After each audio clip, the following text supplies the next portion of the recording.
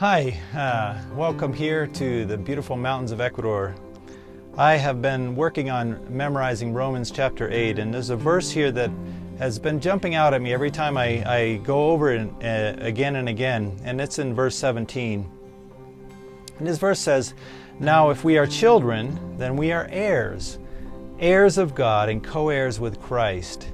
And we all like to think of that. That is such a great and wonderful promise, to be an heir, receiving the benefit from God, the blessings from God, and a fellow heir with Christ, receiving all of His blessings along with Him.